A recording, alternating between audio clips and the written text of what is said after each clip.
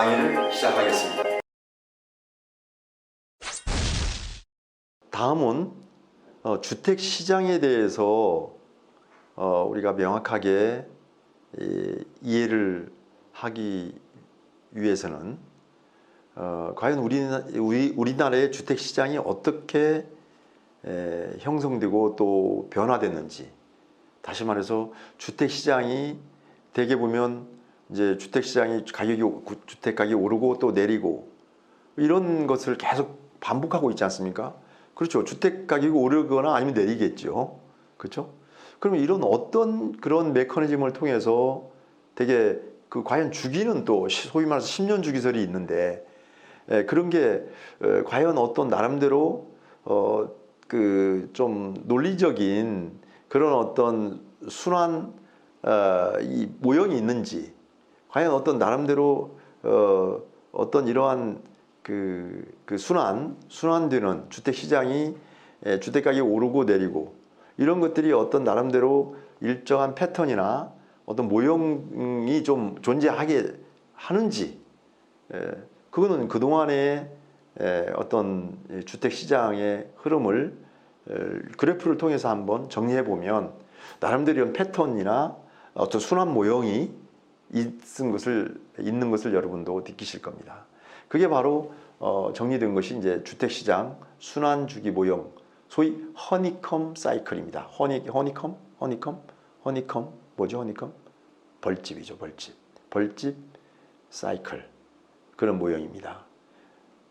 이것은 이제 뭐 사실은 어떤 학문적으로 학설적으로 이게 딱 정리된 것은 아니에요. 그렇지만 되게 유럽의 주택 시장들을 분석하는 과정에서 되게 이것이 이제 학설로서 정립되고 정설로서 이렇게 뭐 정립되어서 발표된 건 아니지만 거의 지금 이 주택 시장의 패턴을 분석해 보면 이런 허니컴 사이클, 이 주택 시장 순환 주기 모형이 좀 형성된다는 것을 알 수 있습니다. 다시 말해서 이런 모형은 결국 주택 가격 문제와 주택 가격에 따라서 뭐가 변하겠어요? 공급량이 주택 공급량이 변하겠죠. 그렇지 않습니까? 우리 뭐 매번 제가 가끔 말씀드리는 시장 경제 원리로 보면 이제 고전 경제학의 그야말로 태도라고 볼 수 있는 아담 스미스의 보이지 않는 손에 의한 이런 자동 어떤 시장 기제, 그러니까 이 수요와 공급이 만나는 그 점에 따라서 가격이 결정되는 이러한 이론, 그러니까 시장 기제에 의해서 가격이 결정되거나 또 이러한 이 수요와 공급 가격에 의해서 수요와 공급이 조절되는, 그러니까 이렇게 자동적으로 보이지 않는 손에 의해서 조정되어서 결국 그 균형점에 이루어서 계속 갈 수 있는 이런 메커니즘, 이게 이제 소위 시장 경제 이론 아니겠습니까? 근데 마찬가지로 결국 이런 그 주택 시장의 어떤 이 순환 주기 모형도 주택 가격과 공급 양에 의해서, 그렇죠? 그에 따라서 어떻게 주택 가격이 변하는지, 이런, 그렇죠? 주택 가격과 공급량의 변화의 주기는 어떤지, 사이클이 어떤지, 이런 부분에 대해서 한번 우리나라의 경험, 주택 시장의 부침의 경험에 의해서 한번 보도록 하겠습니다. 당연히 주택 가격이나 주택 공급량은 어떤 거에 영향을 받겠습니까? 어떻습니까? 여러분, 정부의 정책이죠. 그렇죠? 그러니까 정부의 정책을 강도 높게 소위 규제 정책을 하게 되면 공급량도 줄어들 것이고 거기에 따라서 주택 가격도 떨어지겠죠. 그렇지만 그 사이에서도 이제 부분적으로 또 이게 작동이 잘 안 될 수도 있습니다. 어쨌든 전반적으로 한번 주택시장 순환 모형을 한번 보도록 하겠습니다. 우선 이제 이 Y축이 이 가격선이고, 그다음에 X축이 공급량입니다. 그래서 예를 들면 이제 그러니까 이렇게 Y축으로 좀 위로 올라가면 가격이 오른다는 것이고 또 X축이 오른쪽으로 계속 간다면 어떻습니까? 계속 오른쪽으로 간다면 공급량이 늘어난다는 거죠. 그래서 예를 들면 이 허니컴 이 벌집의 한 개죠. 육각형 모양의 이 벌집을 한번 보면 여기서부터 시작할까요? 지금 여기 보면 이게 제6국면인데요. 한번 보겠습니다. 이게 좌측에서 우측으로 이렇게 간다는 것은 뭐겠어요? 지금 이것은 주택 가격은 변화가 없네요. 그렇죠? 주택 가격은 변화가 없으면서 계속 공급량이 늘어난다는 거죠. 주택 가격은 변화가 없는데 계속 공급량이 계속 늘어난다는 것은 뭐예요? 늘어난다는 것은 이것은 이상하다. 주택 가격은 있는데 여기 있는데 변화가 없는데 계속 공급이 들어간다. 그것은 소비자들이 어때요? 주택을 사는 거잖아요. 사는 사람들이 늘어난다는 거지. 그것은 대개 주택 시장의 회복기입니다. 이게 6국면인데 또 한번 1국면 볼까요? 자, 이 어느 시점 주택 가격이 가만히 있어. 계속 있는데 계속 공급량이 늘어나면 어느 시점에서는 뭐예요? 많이 살려는 사람이 많아지니까 어떻게 되겠어요? 가격이 오르죠. 그러면서 공급량은 더 늘어나지. 가격이 오르니까. 그죠? 더 살려는 사람이 있고 더 팔려는 사람은 이거 얼마나 오를까 하고 더 오를까? 더 올라서 팔까? 하지만 결국은 점점 이 고점이야라고 생각하는 사람도 있고 그래서 팔 사람은 빨리 팔고 그래서 공급량은 더 늘어나고 그러면서 가격은 오른다는 거예요. 계속 올라 계속. 또 살려는 사람들이 더 많아져. 가격이 오르니까 계속 살려는 사람이 많아져서 이렇게 우상향하게 되는 거죠. 그렇죠? 이렇게 결국 회복기가 지나서 이제는 어때요? 상승기지. 이게 제1국면이라고 합니다. 제1국면. 그러니까 이것은 거래량이 증가하고 거래량이 상당히 대폭 증가하면서 가격이 상당히 상승하고 있지요. 근데 이게 어느 시점에 보니까 이렇게 계속 거래량이 상승하고 가격이 상승해. 그러면 사는 사람은 되게 비싸졌어요. 지금 이건 너무 비싸졌어 하고 어느 시점에서는 이제 살려는 사람이 없어. 왜냐면 가격은 계속 또 오르거든. 점점 사려는 사람은 완전히 없어지진 않고 많이 줄어들지만 사는 사람이 있어요. 살려는 사람이. 근데 가격은 계속 올라. 그죠? 근데 그렇게 오름을수록 또 사려는 사람은 점점 줄어들죠. 이게 2국면으로 가는 건데 이거야말로 호황기죠. 계속 고점 올라가니까 고점. 이게 거의 상투죠. 여기서부터 상투가 시작되는 거지. 그렇죠? 최고점. 이게 2국면입니다. 이건 호황기라고 봅니다. 호황기. 거래량은 감소하지만 가격이 계속 오르는 최고점에 도달하는 거죠. 자, 이게 가격이 계속 올라요. 근데 가격이 계속 오르면 이제 더 이상 가격은 이제 더 이상 오르지 않아요. 근데 어떤 사람들은 이제 가격이 오르니까 안 사죠. 너무 비싸니까 안 사. 그러니까 어때요? 공급량이 점점 줄어들지. 매매가 안 이루어져. 점점 거래량이 감소해요. 가격은 어때요? 그대로 있으면서. 그러니까 가격은 그대로 고점에 가만히 있어요. 그렇지만 공급량은 아주 대폭 계속 줄어들어요. 이게 이제 어찌 보면 이제 소위 말해서 약보합 장세로 이제 가는 거죠. 약보합 이때는. 그러니까 이게 3국면인데 이건 성숙기라고 표현하기도 합니다. 성숙기. 그러니까 결국은 어때요? 여기서 이제 이렇게 잘라서 보면 요게 1, 2, 3국면이 전부 어때요? 어떻게 보면 이제 주택 시장으로서는 요 계속 상당히 플러스 오르는 그런 이제 어찌 보면 주택 시장은 좀 긍정적인 주택 시장 입장으로 본다면 가격이 오르고 거래량이 막 활발하게 이루어지는 어찌 보면 활성화된 시기죠. 1, 2, 3국면은. 그 대신 이제 계속 너무 이 상투 이건 지금 같은 거예요. 제가 작년부터 얘기를 했는데 지금 같은 경우가 이미 저는 이제 4국면이다. 4국면 진행 중이고 지금 5국면으로 가고 있다. 저는 보고 있는데 자, 너무 이제 주택가격이 오르니까 한편 정부에서는 어떻게 되겠습니까? 벌써 여기에 상승기부터 이거 주택 정책에 개입해서 뭔가 규제하려는 정책을 만지작거립니다. 이거 너무 오르냐 이거 막 하고 이제 그게 바로 2국면 호강기 때 이제 국회나 뭐 이제 야당 공격하고 막 이렇게 되겠죠. 야 정책 이거 엉망이다. 그러면 정부는 계속 주택 정책 발표하죠. 뭐 예를 들면 대출 규제 한다든가 또 다주택자에 대한 양도세 중과 뭐 이러면서 계속 규제 정책을 합니다. 그다음에 분양가 상한제, 뭐 재건축 초과이익 환수에 관한 법률 적용, 뭐 이런 식의 이 계속 규제 정책이에요. 그 특별히 이제 문재인 정부 때 어때요? 특히 뭐 금융 규제하고 뭐 주택 공급 정책도 발표했죠. 신도시 3기 맞는다. 그래도 계속 올랐지 않습니까? 왜?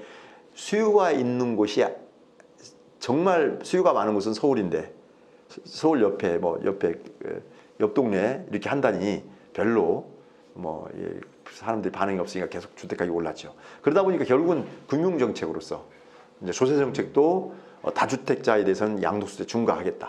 해서 이제 이번 이제 5월 말까지 지나면 6월부터 뭐 하겠다고 해서 6월까지는 정리해야 됩니다. 자 이렇게 이제 그런 규제 조세 정책도 쓰고 금융 정책.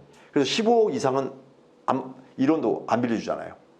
네? 그러니까 이제 당연히 돈 있는 사람만 사든지 그 말든지 하라 이거지. 돈 없는 분들은 아예 15억 이상 아파트는 주택은 쳐다봐도 못 보죠. 그러니까 어찌 보면 이제 주거 사다리가 좀 깨지는 거죠. 끊어버리는 거죠. 그러니까 서민들 중에서도 내가 좀 무리를 해서라도 좀 사볼까 뭐 하고 내 특정 지역 예를 들면 서울 강남 지역이나 뭐 양천이든 뭐 좀 이제 아이들 학교를 위해서 뭐 이렇게 가볼까 해도 못 가는 거지. 그죠? 돈이 없으니까. 그래서 돈 있는 사람들은 가만히 놔두면 떨어질 때 이제 그때 사는 거지. 그러니까 이게 바로 이제 주택 시장의 부동산 시장의 메커니즘의 문제점입니다. 특히 부익부 빈익빈이 심화되는 겁니다. 정부가 정책을 잘못하면 그걸 더욱더 심화시킵니다. 하여튼 저는 뭐 강의 시간에도 언뜻 제가 이미 경험론적으로 보니까 이미 서민들을 위한다는 소위 이제 진보적 그 정권에서도 그러니까 옛날 노무현 정부, 이번 이제 문재인 정부 이게 보면 결국은 집값을 폭등시켜버리는 결과를 가져왔어요. 결국은 시장의 개입을 잘못한 거죠. 정책을 잘못 만들고 정책을 잘못 적용하고 그 관리를 잘못한 거죠. 이건 정책 실패입니다. 정부의 실패입니다. 정부의 실패가 시장의 실패를 가져와서 결국은 어떻습니까? 부익부 빈익빈을 심화시켜버린 거죠. 참 이것은 좀 저는 제가 모 TV에서도 제가 그런 이런 소위 진보 정부들의 주택 실패, 정책 실패가 과연 이것이 의도적이냐 아니면 이건 뭐 우연이냐. 희한하게 진보 정부가 들었으면 이게 서울 강남권을 중심으로 한 그 특정 지역의 주택 가격이 폭등되고 부동산 가격이 폭등됐어요. 그러니까 부익부 빈익빈이 심화되는 거죠. 저는 그래서 이미 이건 이제 이제 TV 강의실에서 말하기는 그렇습니다만은 그런 TV에서는 심지어 제가 공격을 했어요. 제가 왜냐하면 너무나 이거 말도 안 되는 거기 때문에. 그리고 청와대 그 장관급에 해당되는 수석 중에 청와대 고위직이 여러 명, 관료들이 여러 명이 많은 사람들이 강남권의 주택을 이미 사고 있었어요. 그것도 두 채도 있고. 이게 보니까 자기들을 충분히 이런 정책을 쓰면 주택가격이 오른다 압니다. 그런데 그럼에도 불구하고 이렇게 그런 정책을 썼다는 것은 이것은 혹시 이게 비싼 소위 부익부 빈익빈을 심화시켜서 자기들 그렇잖아요. 되게 이 정부 그러니까 진보 소위 좌파 정부라는 그쪽은 되게 서민 대중들이 좀 지지를 하잖아요, 많이. 그러니까 오히려 이렇게 정치적인 어떤 계산에 의해서 그냥 계획된 어떤 정책 실패가 아닌가. 뭐 이런 심지어 공격까지 제가 했어요. 그 정도로 나는 이해가 안 가서요. 그게 너무 심하게 이게 부익부 빈익빈이 심화된 정책. 이런 주택시장은 소프트 랜딩이 돼야 되거든요. 어떤 정책을 쓰더라도 주택시장이든 뭐 금융시장이든 정부가 시장 개입할 때는 그래야 됩니다. 소프트 랜딩이 돼야 되고 이렇게 그러니까 소프트 랜딩이 되게 이게 좀 뭔가 안정적인 시장 관리를 위해서 개입하는 것이지 이렇게 오히려 개입해서 엄청난 이건 오히려 부익부 빈익빈이 심화돼 버리는 이런 정책은 써서는 정말 안 되는 것이고요. 오히려 가만히 생각해 보세요. 서울 강남 지역을 포함한 좋은 지역, 그 특정 지역, 갑자기 부자 된 사람들은 고마워해야 됩니다. 근데 그 더 엄청난, 제가 볼 때는 거의 8, 90%에 해당되는 서민들은 오히려 이제 8, 90%까지는 아닐지 모르겠지만 뭐 최소한 6, 70% 정도 되지 않겠습니까? 이분들은 오히려 심판해야 돼요. 오히려 좀 뭐랄까 비판해야 된다고 생각합니다. 강력히. 이 정책 실패에 대한 책임을 누가 지는 거죠? 이미 나는 가난해져 버렸는데. 그렇죠? 이건 저는 이런 걸 저는 이제 공부하는 사람으로서 저는 너무나 제가 언론에서도 얘기하고 이미 십몇 년 전에 제가 방송 출연해서 정부 정책 자문하면서도 법 만들고 제도 만들 때마다 이거 하면 주택가격 폭등된다. 제가 노무현 정부 때 많은 그런 TV나 라디오든 언론사에 출연해서도 제가 이 얘기를 많이 했습니다. 그럼에도 불구하고 제가 똑같은 노무현 정부 때 이 얘기를 지금 벌써 10년도 넘었는데 다시 이런 얘기를 하고 있으니 15년이 지났죠. 벌써 15년? 거의 20년 가까이. 이렇게 지났는데 똑같은 제가 이 얘기입니다. 옛날 제가 인터뷰한 걸 들어보면 지금 도대체 15년, 20년 전 얘기야, 지금 얘기야 똑같습니다. 너무 안타깝습니다.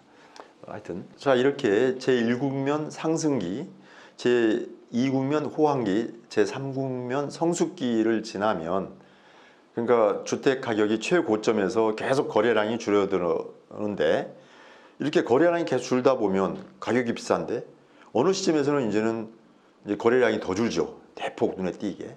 그러면서 이제 주택 가격이 떨어질 수밖에 없지요. 왜냐하면 살려는 사람이 없으니까. 그러니까 어때요? 가격을 내릴 수밖에 없잖아요.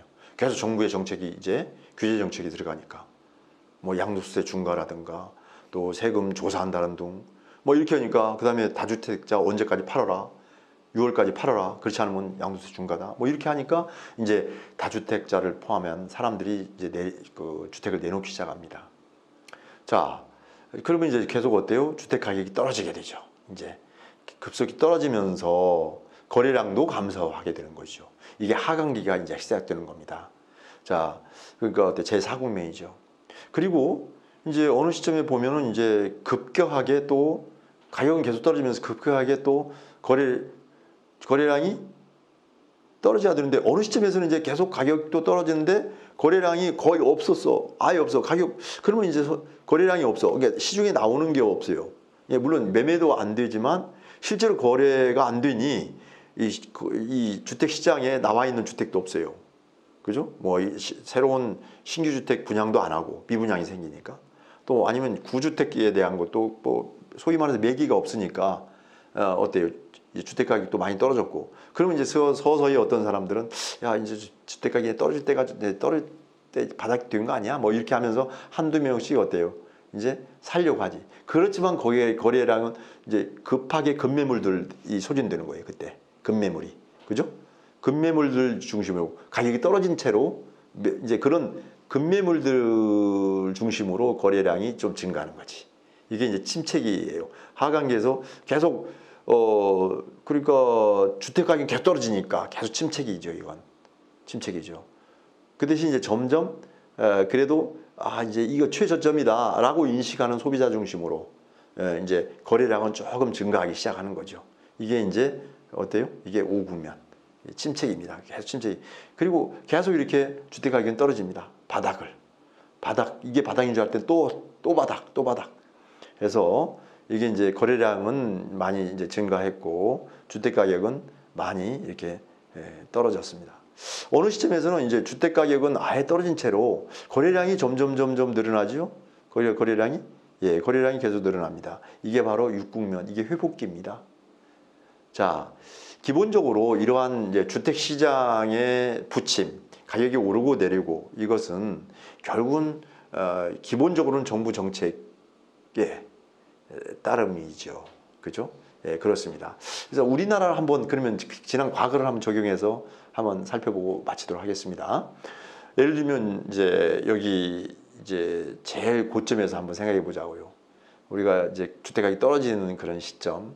그러면 여기 3국면에서 이제 4국면으로 넘어오는 이때가 이제 고점이겠죠. 어찌 보면 최고점은 물론 여기도이지만 어쨌든 이때까지가 최고점이죠. 우리가 언제 얘기했습니까? 제일 주택가격이 오른 것 중에서 이제 꺾이기 시작한, 떨어지기 시작한 때가 언제겠어요? 여러분 기억에. 여러분 어느 쯤으로 할까요? 일단 1997년 IMF 외환위기. 이것은 정부 정책 때문이 아니죠. 물론 정부가 잘못 경영을 해서 외환위기가 왔죠. 우리가 외환위기. 그러니까 우리가 OECD 그 가입하고 그때부터 YS 정부 때 그렇게 된 거죠. YS 말기에 1997년 말입니다. 그때 어때요? 외환이니까 우리가 외환 보유가 없는 거예요. 그렇죠? 외환 부족 때문에 생긴 외환위기. 그래서 근무기 운동도 했잖아요. 지금 자 이렇게 1997년도에 가격이 폭락하기 시작했죠. 계속 떨어지고 떨어졌어요. 97년도, 98년도 그다음에 그 김대중 정부가 들어섰죠. 그래갖고 이제 외환 위기 극복하려고 엄청난 정책을 했어요. 1999년, 2000년 되고도 주택 가격이 이게 회복이 안 됐, 이제 떨어졌죠. 회복이 안 되고 그러면서 아마 97년, 98년, 99년, 2000년, 2001년 그리고 어때요? 노무현 정부로 이어지죠. 그 다음에 2002년 노무현 정부 때부터 이제 어때요? 이제 그리고 한편 1999년도부터 외환위기를 탈출하기 시작했죠.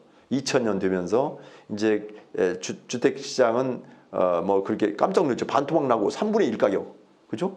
소위 버블 세븐 지역들, 강남권을 중심으로 해서 거의 3분의 1 가격이 됐죠. 가격이, 그죠? 평당 예를 들면 2천만 원짜리가 강남권은 심지어 거의 1,000만 원대로 떨어지고 막 이랬죠. 특히 분당 뭐 이렇게 특히 5개 신도시 주변에 가격들도 반토막 나고 이랬죠. 그래서 그때 이제 잘못 막 떨어질 때쯤 산 분들이 많아요. 그 손해 많이 본 거죠. 어쨌든 2000년도, 2001년도, 2002년도 노무현 정부 때 이제 2002년도 임기가 시작됐죠. 그래서 이제 그리고 IMF 외환위기도 탈출했어요. 그러니까 어때요? 이제 주택 가격이 오르기 시작한 거지. 오르기 시작한 겁니다. 제가 이제 국토교통부에 그때는 건설교통부였죠. 현행 도시정비사업, 재개발 재건축 정비사업의 법 제도, 법 통합법 만들 때 제가 참여를 해서 기초 도시 및 주거환경법 기초 초안을 하고 있을 때쯤이죠. 그래서 2002년도 이제 법이 2002년 12월 30일 날 국회에서 도시 및 주거환경법이 통과가 되고 그 후 6개월 후인 2003년 7월 1일 날 시행하기로 되어 있습니다. 근데 이제 그때 주택가격이 많이 올랐어요. 그러다 보니까 이 도시 및 주거환경법에 2003년도 이제 그 계속 주택가격이 오르니까 노무현 정부가 재건축 조합원 지위 양도 금지. 강남집값 또 올랐어요. 그러니까 재건축 조합원 지위 양도 금지 하니까 어떻게 되겠습니까? 시중에 그냥 그야말로 이제 주택가격이 오르니까 빨리 팔아야 되겠다 하는 주택들이 많았는데 강남권 재건축 조합들이 조합원 지위 양도 금지니까 어때요? 매매가 안 되는 거죠. 못 파니까 이제는 어떻게 되겠습니까? 제가 이 방송에서도 그 얘기 했어요. 그러면 이제 정부는 이렇게 조합원 지위 양도 금지하면 주택가격이 떨어질 줄 알았지. 잡힐 줄 알았지. 저는 더 오를 수밖에 없다고 그랬습니다. 왜?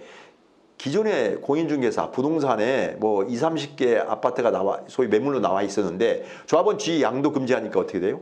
하나도 없지. 있으면 예외조항, 뭐 이혼했다든가 아니면 뭐 해외로 이민 갔다든가 사망했거나 이런 예외조항 말고는 나온 게 없으니 한두 개. 그러니까 옛날에 평당 500만 원, 1000만 원 끼게 해봤자 올랐는데 이제는 인력이 올라버리는 거예요. 그냥 원타임에 단박에. 그러니까 몇 억씩 올라버린 겁니다. 이게 바로 노무현 정부의 주택 정책 실패의 이제 서막입니다. 조합원 지위 양도 금지. 그러다 보니까 어때요? 이제 도시 및 주거환경법상 2003년도 이제 지나면서 2003년도 지났어요, 여기요. 2004년도 지나면서 2006년도는 재건축 초과이익 환수에 관한 법률을 또 했습니다. 그러면 저는 이게 완전 경쟁 시장일 때야 이 조세 정책을 쓰면 그게 이제 마이너스 요인이 돼서 가라앉겠지만 제가 그 얘기도 똑같이 했어요. 이건 불안정 경쟁 시장이잖아요. 다시 말해서 수요보다는 공급이 부족한 그런 시장 어떤 체제지 않았습니까? 서울 강남권은. 그렇게 되면 이제 주택 갖고 있는 사람들은 이렇게 이 조세 정책을 통해서 세금을 많이 부과하면 이 세금을 소비자한테 전가시켜 버립니다. 그러니까 예를 들면 세금이 뭐 1억이 생기면 1억을 플러스 해버려. 어디로? 집값에. 이러니까 그러면 집값 더 오릅니다. 라고 얘기했는데 뭐 김진수가 그렇게 인터뷰 와서 그렇게 하니 더 오른다 이거야. 이런 얘기도 제가 청와대에서 들었어요. 예를 들면 하여튼 그런 그 얘기. 하여튼 2003년도, 2004년도, 2005년도, 2006년도 그렇죠. 그다음에 어때요? 2007년도 정권이 바뀌죠. MB 정부로. 2006년도, 2007년도. 2008년도 이 MB 정부가 어때요? 2007년도입니다. 어때요? 딱 이 점이네요. 그러니까 1997년도에 10년 후인 어때요? 10년 후인 2007년도입니다. 이때부터 꺾기 시작합니다. 딱 10년 됐죠? 그죠? 1997년도 이 점에서 그죠? 3국민에서 4국민으로 꺾이는 이 점입니다. 2017년도 12월 MB 정부가 들어서면서 주택가격은 꺾이기 시작했습니다. 2008년도 취임했죠. 계속 떨어졌어요. 2008년도, 2009년도, 그렇죠? 2010년도 계속 내내. 그다음에 뭐 보금자 주택 공급하고 뭐 계속했죠. 주택가격이 계속 정말 땅이 어디냐, 이 바다 깊이가 어디냐 막 계속 침몰을 이렇게 떨어졌죠. 계속 떨어졌습니다. 2009년도, 2010년도, 그죠? 2011년도, 12년도 여기까지 12년도. 그다음에 2012년도 박근혜 정부 들어서죠. 그렇죠? 2012년도. 그렇죠? 2012년 되게 떨어졌습니다. 박근혜 정부 때도 계속 이 점이에요. 이제 이 점. 그러니까 너무 떨어지니까 어떤 13년도, 2014년도까지 여기까지 왔습니다. 2014년도. 2008년도에서 2014년도까지 온 거예요.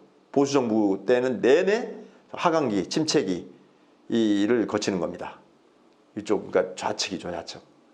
그러니까 요 그래프상은 좌측에 있는 허니컴 사이클상은 좌측에 있는 겁니다. 좌파가 아니고. 그러니까 오히려 이게 오히려 우측 오른쪽에 있는 게 상승 아니에요. 주택가격이 많이 오른쪽이잖아요. 1, 2, 3국면이. 이게 오히려 우파들이 했을 때 와야 되는데 반대예요. 좌파 들을 때 이렇게 오른쪽에 우상향했고, 그 다음에 우파들이 집권하니까 좌하향한 거예요. 주택가격이 희한하죠. 그 정책 때문에 그렇습니다. 그래서 이제 제가 2014년도에 계속 이 법 제도 개선했습니다.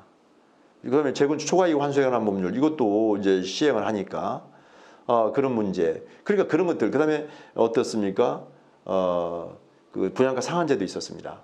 그러니까 어떤 고급 기술, 새로운 어떻든 이런 그 소위 유비쿼터스 홈, 이런 그 소위 스마트 홈, 이런 여러 그 우리 IT나 정보통신 이런 산업이 급속도로 발달해서 주택에도 적용하고, 그다음에 여러 고급자재를 쓰고 이렇게 해서 뭔가 활성화시키는 고급 주택 수요가 있기 때문에 거기에 이제 해야 되는데 분양가 상한제가 있었어요.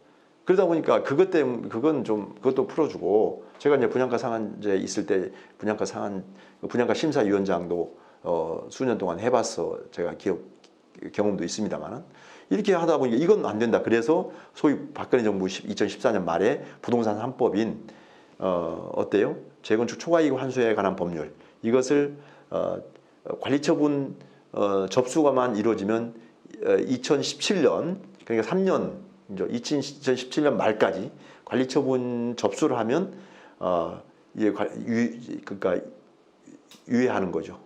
그래서 강남권에 많은 이제 조합들이 빨리 시공을 선정하고 관리처분했죠. 해서 접수를 했죠. 많이 뭐 반포 1, 2, 4주구도 그렇고 신반포 4차 한신 거기도 그렇고 포함해서 강남권에 많은 조합들이 그렇게 했죠.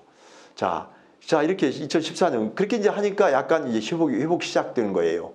그래서 회복됐어요. 이게 이제 1국면이 시작되는 거예요. 박근혜 정부 때 2014년, 그렇죠? 그 2015년 계속 좀 약간 회복됐어요. 많이. 그다음에 2015년, 2016년 이제 그렇죠? 2016년 박근혜 국정농단 터졌죠. 이때쯤 될 겁니다. 이때쯤. 그리고 2016년 이제 그 말 이제 탄핵당하고 2017년 어때요? 누가 스트레스요? 문재인 정부가 들었었죠. 네, 문재인 정부가 2017년. 계속 올랐죠. 2017년. 2018년도 계속 오르고 그러니까 이때쯤입니다. 이때쯤 이제 계속 이제 2018년, 2019년, 2020년 약간 늦어졌지만 이제 이렇게 이런 사이클로 진행이 되고 있는 겁니다. 그래서 여러분 주택시장 순환 주기 모형을 한번 살펴보시고 주택시장이 어떻게 어떤 주기로 변화하는지에 대해서 좀 알아봤습니다. 우리가 상상도 못했던 이런 코로나19 사태가 터졌고 그래서 여러분 이렇게 비대면 그 언택 그야말로 강의를 하는 이런 좀 불행한 상황이 계속되고 있습니다. 하여튼 여러분 정말 건강 잘 챙기시고 또 스스로 이렇게 상당히 기분 전환, 뭔가 신명 나는 좋은 생각, 뭔가 희망적인 것 이런 것을 스스로 해야 되는데 참 어렵죠. 혼자 생각하기는. 그래서 옆에 좋은 동료들이 또 친구들이 하여튼 가족들이 이렇게 함께 이렇게 서로 격려하고 서로 응원하고 그렇게 해서 이러한 어려운 상황을 빨리 잘 극복하기를 소망하면서 기원합니다. 예, 고맙습니다.